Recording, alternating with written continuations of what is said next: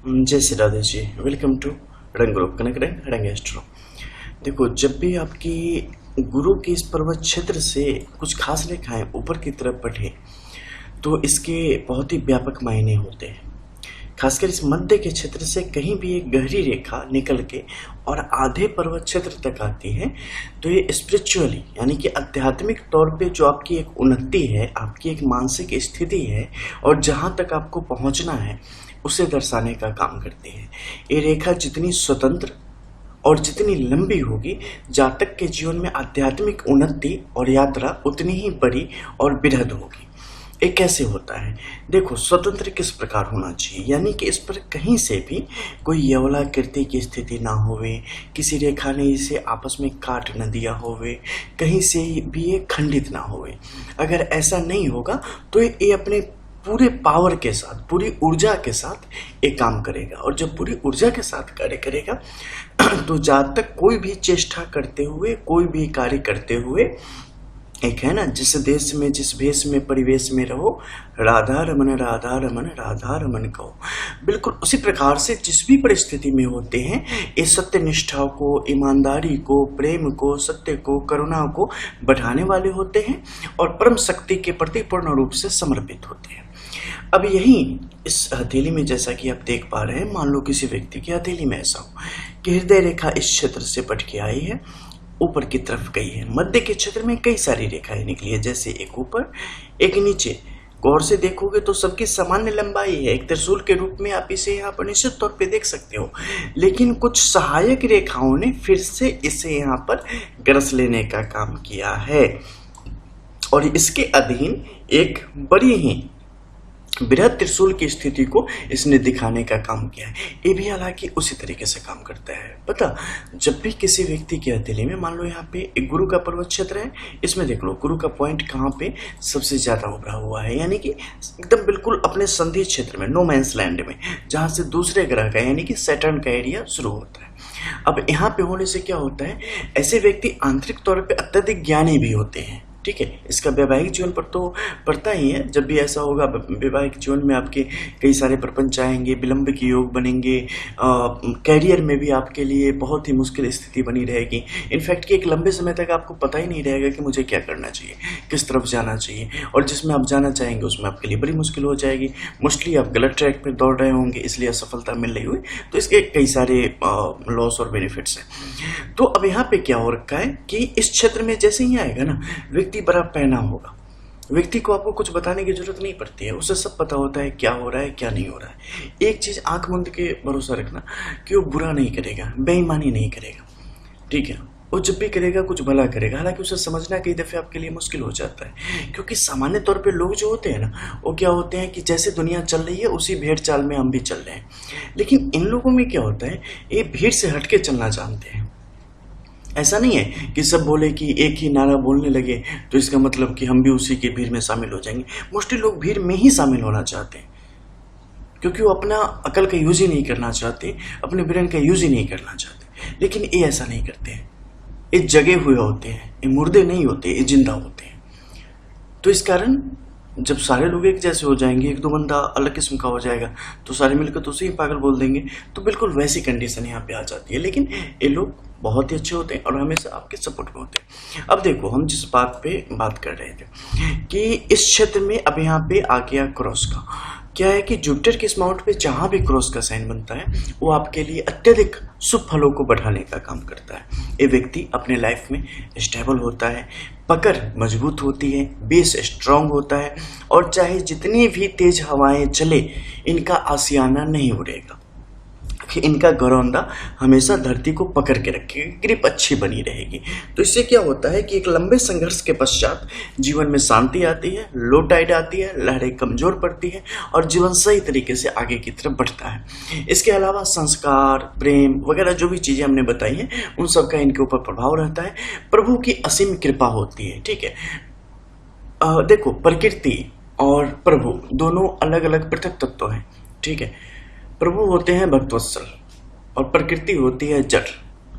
सरकार मतलब ऐसा समझ लो ना कि 2+2 करोगे तो 4 देगी। तो प्रकृति नेचर क्या है, जो दोगे ना, जैसा कर्म करके दोगे वही वापस आपको करेगी। ठीक है, और जो आध्यात्मिक की तरफ है उन्हें पता है कि जब वो आध्यात्मिक गतिविधि में आगे बढ़ते हैं तो वहाँ से जो स्नेह मिलता है, भक्त वत्सलता, यानी भक्त को जो उनका वात्सल्य प्रदान करते हैं श्री ठाकुर जी, तो उस समय क्या होता है कि आपके जो बुरा दौर भी चल रहा होगा ना, उसकी तपिश मालूम नहीं पड़ती है। तो इसका जो रियल वर्क है ना, उसी तरीके से काम करता है। मोस्टली लोग हमारी वीडियो नहीं समझ पाते बिकॉज उन्हें चोचले समझने की आदत है, छोटी मोटी चीज़ें, लेकिन ये सब बेस है जो काम करती है।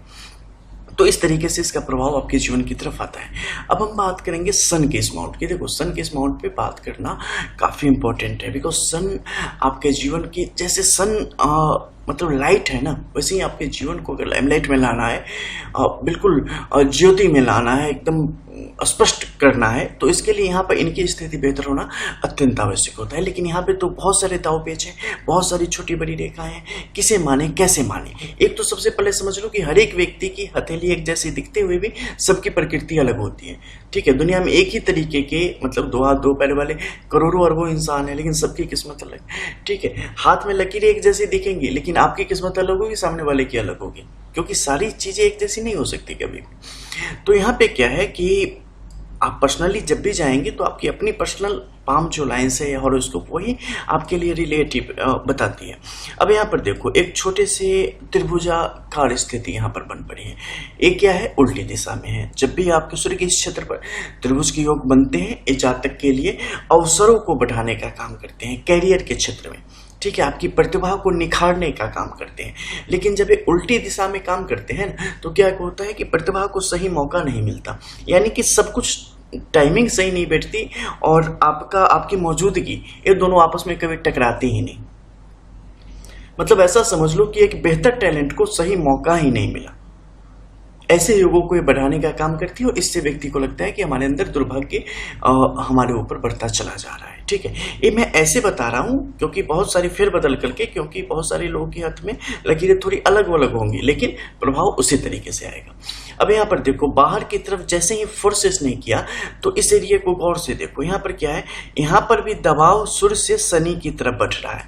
सूर्य से शनि की तरफ जब दबाव बढ़ेगा, यानी कि शनि को इस तरफ से भी दबाव मिल रहा है, इस तरफ से भी मिल रहा है, ये अंदर की तरफ चलता चला जा रहा है। यहाँ पर रेखाएं भी जो है ना, उतनी बलवती नहीं है।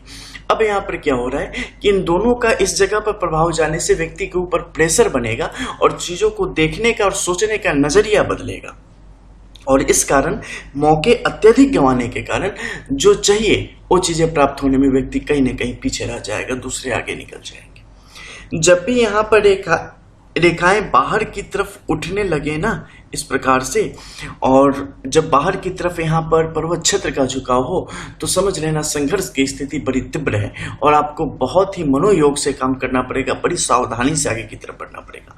इसने क्या किया है, दोनों तरफ की फोर्स को रोका है। बुद्ध यानी कि आपके बुद्धि, विवेक, चीजों को समझने का तरीका, नजरिया, इन सब को प्रभावित करने का काम करता है। इन सब पर कहीं ना कहीं अंकुश लगना शुरू हो गया है और ये सही तरीके से काम नहीं कर पा रहे हैं। बिकॉज आप कितना भी कुछ लगा लो ना, कितनी भी आपके अंदर बुद्धिमानी हो, लेकिन अगर आपके हृदय में चमकने की ललक है और आप चमक नहीं पाए सब कुछ लेके भी, तो वो आपको डिस्टर्ब करेगी, वो आपको डिप्रेशन की तरफ ले जाएगी, वो आपके सोचने की, बोलने की क्षमता को प्रभावित करेगी, और वही यहां पर प्रभावित करने का काम कर रहा है। ये डिफेंसिव हो गया है। इसे अब कुछ भी चाहिए, जैसे जीवन यापन हो जाए, आगे की तरफ बढ़े। व्यक्ति के अंदर है, क्षमता है, लेकिन अब डर में वो तब्दील हो चुकी है। और इसका प्रभाव होगा कि जातक जो काबिलियत रखता है, जहां पर उसे होना चाहिए वहां पर वो नहीं पहुंच पाएगा। जानते हो आप, जिसके अंदर उस विषय से संबंधित, यानी कि जिस कार्य में है उस कार्य से संबंधित कोई भी नॉलेज नहीं है, लेकिन वो उस क्षेत्र के सबसे सर्वोच्च पद पर विराजमान है। कैसे? आप देखते होंगे हर हमेशा, आप राजनीति में देख सकते हैं, बड़े बड़े इंडस्ट्रीज में आप देख सकते हैं कि जो उसके बिल्कुल भी लायक नहीं है वो वहां तक पहुंचे हुए हैं, सिर्फ एक वजह से, क्योंकि वो निश्चिंत है कि हमें कुछ आता ही नहीं, हमें जो मिला वो बहुत है, उन्हें शर्म जैसी कोई चीज नहीं। जब आप परवाह करोगे ना, तो चीजें आपके ऊपर सवार होंगी। जब आप बेपरवाह हो जाओगे तो आप चीज़ों को टेक ओवर कर लोगे, और जब आप लापरवाह हो जाओगे तो चीज़ें आपको कुचल के आगे बढ़ जाएंगी। जीवन का बस इतना ही सत्य है, और रेखाओं के सत्य की तो पूछो ही मत। एक एक लाइन की जब विवेचना देना शुरू करूंगा तो आंखें फटी रह जाएंगी कि रियली पामिस्ट्री किसे कहते हैं, एस्ट्रोलॉजी किसे कहते हैं, और चीज़ें कैसे काम करती हैं। Thanks for watching real astro, रंग एस्ट्रो।